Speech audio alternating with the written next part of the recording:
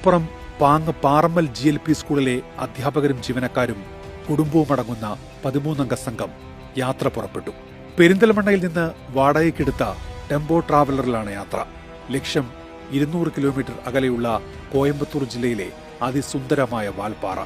അധ്യാപകരും സ്കൂൾ ഡ്രൈവറും ട്രാവലർ ഡ്രൈവറും അടങ്ങുന്ന സംഘം യാത്ര തുടർന്നു. പട്ടാമ്പി, തൃശൂർ, ചാലക്കുടി വഴി വാഹനം മുന്നോട്ട് നീങ്ങി.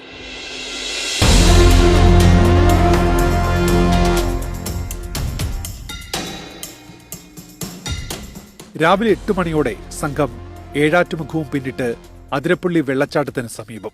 മനോഹരമായ വെള്ളച്ചാട്ടത്തിന്റെ കാഴ്ചയും ആസ്വദിച്ച സംഘം അവിടെ നിന്ന് ഫോട്ടോയും വീഡിയോയും എടുത്ത ശേഷം ബന്ധുക്കൾക്കും സുഹൃത്തുക്കൾക്കും അയച്ചുകൊടുത്തു. 10 മണിയോടെ വാഴച്ചാൽ പിന്നിട്ട് യാത്ര. കാട്ടിലൂടെ വാഹനം മുന്നോട്ട്. കാടിന്റെ വന്യതയും നിശബ്ദതയും ആസ്വദിച്ച് യാത്ര ഉച്ചയോടെ കേരളത്തിലെ അവസാന ഗ്രാമമായ മലക്കപ്പാറയിൽ.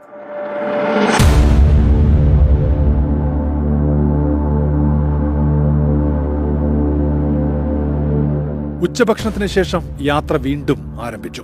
അടുത്ത ലക്ഷ്യം തമിഴ്നാട്ടിലെ വാൽപ്പാറ. വാൽപ്പാറയുടെ മനോഹാരിത ആസ്വദിച്ച് പൊള്ളാച്ചി, പാലക്കാട് വഴി തിരികെ പാങ്ങിലെത്തുകയായിരുന്നു ലക്ഷ്യം.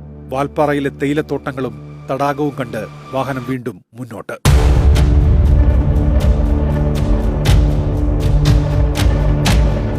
വൈകിട്ട് 4 മണിയോടെ വാഹനം വാൽപ്പാറ പൊള്ളാച്ചി റോഡിലേക്ക് പ്രവേശിച്ചു.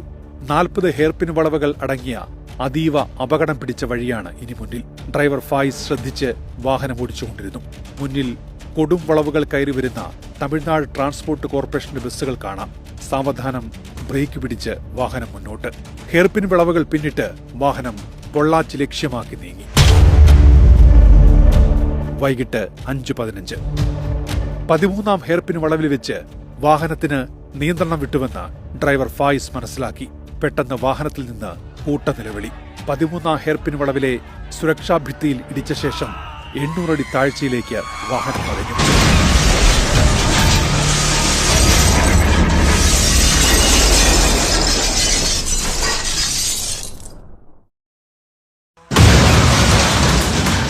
വന്നു വീണത് 9-ാം ഹെയർപിൻ വളവിൽ. വീഴ്ചയിൽ വാഹനം തകർന്ന് തരിപ്പണമായി. ജീവനായി അവർ നിലവിളിച്ചു. വഴിയിലുണ്ടായിരുന്ന മറ്റ് യാത്രക്കാർ ഓടിയെത്തി. പലരും സംഭവസ്ഥലത്ത് വെച്ച് തന്നെ മരിച്ചു. പിന്നാലെ വനംവകുപ്പും ഫയർഫോഴ്സ് സംഘവും വാൽപ്പാറയിൽ നിന്ന് ദുരന്ത സ്ഥലത്തേക്ക് കുതിച്ചു. അപ്പോഴേക്കും ദുരന്തം ആ സംഘത്തിന്റെ സന്തോഷം കവർന്നിരുന്നു.